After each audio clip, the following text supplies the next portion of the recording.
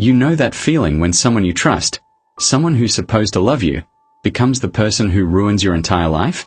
This is the story of a young woman whose own aunt made sure she would never find happiness. Not once, not twice, but 4 times. And by the time she realized what was happening, it was almost too late. But here's the thing about betrayal. Sometimes, it comes with a price. Stay with me. Because what this aunt did, you won't believe it. She was 23 when she met him. She had just completed her 2nd degree at this time. Let's call her Mira. Simple name. Simple girl. The kind who believed in fairness and second chances. Her parents died when she was 16.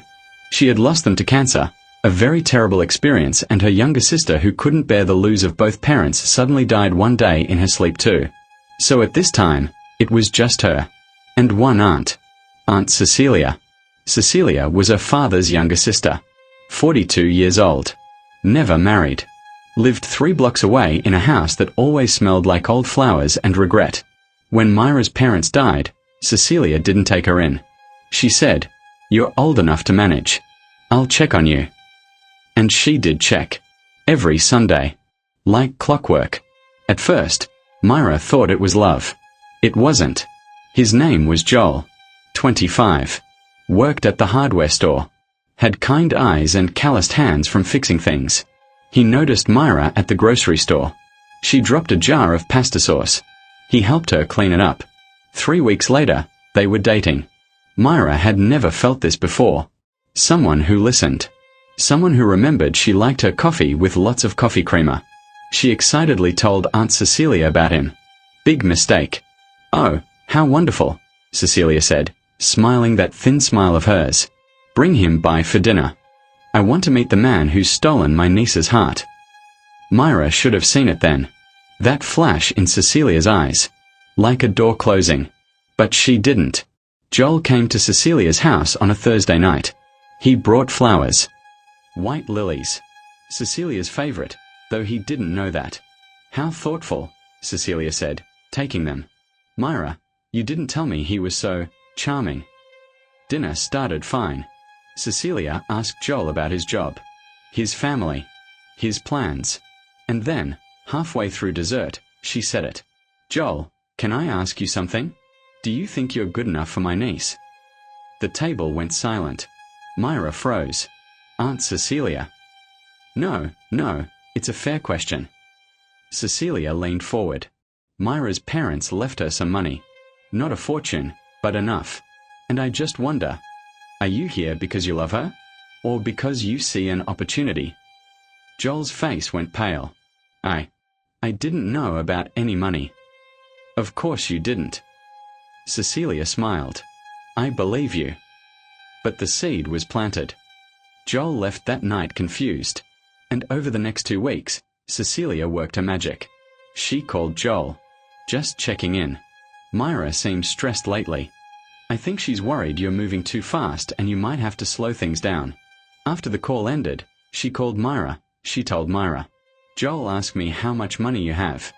I didn't want to say anything, but I thought you should know." Neither of them said it, but a lie she had fabricated, and because it sounded true enough, they both believed it. 3 weeks later, Joel broke up with Myra outside the hardware store.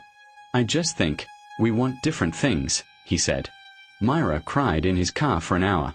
Cecilia brought soup that night. "Oh, sweetheart. He wasn't right for you anyway." 2 years passed. Myra tried to move on. She had volunteered to teach children with disabilities. She did this with all of her heart and really enjoyed being around these beautiful kids. Now she was beginning to feel alive then. She met someone new. A teacher named Ben. Quiet. Thoughtful. Loved old movies and long walks. They would always go out for walks, especially when it wasn't snowing and they were free. This time, Myra didn't tell Cecilia. But Cecilia found out anyway. She always did. Cecilia showed up at Ben's school one afternoon. Said she was Myra's aunt. Wanted to introduce herself. Ben thought it was sweet. "Myra's lucky to have family who cares," he said. Cecilia smiled. "She is. But I worry about her, you know? She's been through so much. Therapy. Medication. It's been hard. Ben blinked. Medication. Oh. Cecilia covered her mouth. She didn't tell you? I'm so sorry. I thought you knew. But of course, it was yet another lie, another manipulation. Mira wasn't on medication. She'd never been to therapy. But Ben didn't know that. And when he asked Mira about it later, she was so confused, so defensive, that he thought she was hiding something. They broke up a month later. Cecilia brought wine this time. Men don't understand complicated women, dear. You're better off. Another year went by. Mira was 27 now, starting to believe the problem was her. Then she met someone at work. His name was Chris. An architect. Traveled a lot. Had a gentle way of making her laugh when she didn't think she could. They dated for 8 months. This time, Mira didn't just avoid telling Cecilia. She lied. When Cecilia asked if she was seeing anyone, Mira said no. But Cecilia had ways of finding out. She saw them together at a restaurant. Watched from across the street. Took a photo. The next week, Chris got a call at his office. A woman. Said she was Mira's aunt. Said she needed to tell him something important. Mira's been struggling, Cecilia said, voice full of concern. She's been in some legal trouble.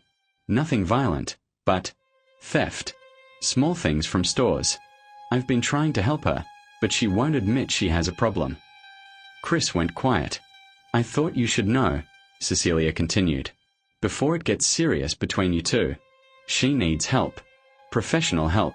And I'm afraid if she feels too much pressure, she might do something she can't take back.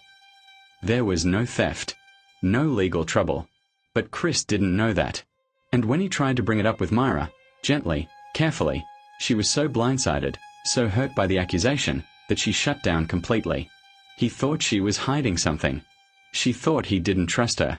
2 weeks later, he ended it. Said he needed to focus on his career. That the timing wasn't right. Mira didn't cry this time. She just nodded. Cecilia showed up the next day with takeout. I heard. I'm so sorry, sweetheart. He didn't deserve you anyway. Mira was 29 now. She'd started to believe maybe love wasn't for her. Then she met Sam. Sam was different. Confident. Successful. Owned a small business. Didn't scare easy. Mira thought, maybe this time. She kept Sam away from Cecilia for 6 months. But Cecilia was patient. She waited. Sam proposed on a Tuesday. Nothing fancy. Just the two of them in the park where they first met. Mira said yes. She was terrified to tell Cecilia. But she had to. I'm engaged, Mira said over coffee. Cecilia's face did something strange.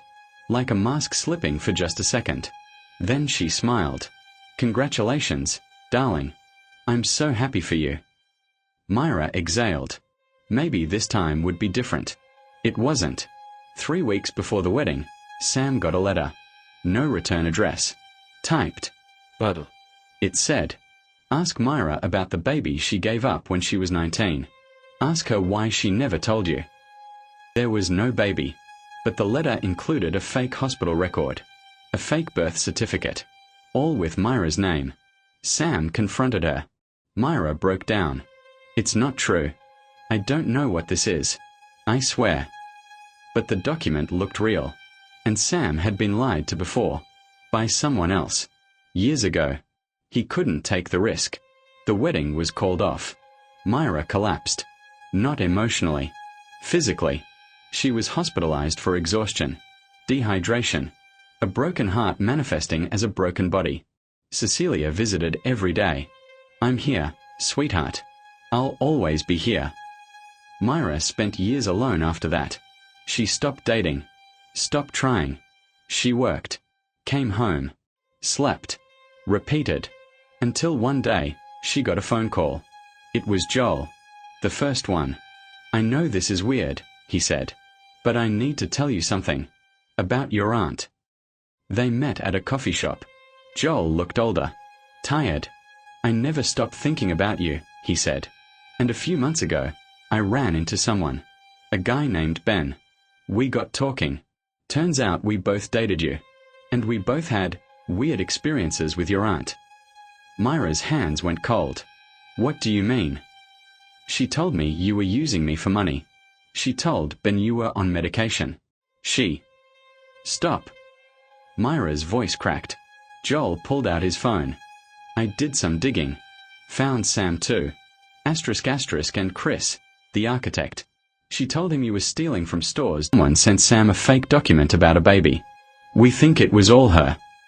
The room spun. Why? Mira whispered. Joel hesitated. I think she didn't want you to leave her. Mira drove to Cecilia's house that night. She didn't call ahead. She just went. Cecilia answered the door in her robe. Mira. What's wrong? You ruined my life. Cecilia blinked. What are you talking about? Joel. Ben. Chris. So, you destroyed every relationship I ever had. Why? Cecilia's face went still. Then she laughed. Not a cruel laugh. A sad one. Because, she said quietly, I couldn't lose you too. Cecilia stepped aside. Let Mira in. The house looked the same. But it felt different now. Smaller. Sadder. I loved your father, Cecilia said. More than anything. He was my big brother. My protector. And when he married your mother, I lost him. He had a new family. I didn't matter anymore. Mira stared. So when they died, I got a second chance. Cecilia's voice broke. You needed me. You depended on me. I was important again. And I thought, if you got married, if you built your own life, I'd lose you too. Silence. So you made sure I'd never leave. Cecilia nodded. Tears streaming. I know it was wrong. I know. But I couldn't stop. Every time you found someone, I felt it. That fear. That abandonment. So I did what I had to do. Mira felt something crack inside her. Not anger. Pity. You didn't save me, Mira said softly. You trapped me. Mira left that night. She didn't yell. Didn't scream. She just walked out. And she never went back. Cecilia called. Texted. Showed up at Mira's door. But Mira didn't answer. 6 months later, Mira got a call from a hospital. Cecilia had collapsed. Stroke. Minor, but enough. She was asking for Mira. Mira stood in the parking lot for 20 minutes, debating. Then she went inside. Cecilia looked small in the bed. Frail. You came, she whispered. I did. Cecilia reached for Mira's hand. I am sorry. For everything. I know sorry isn't enough. But I need you to know.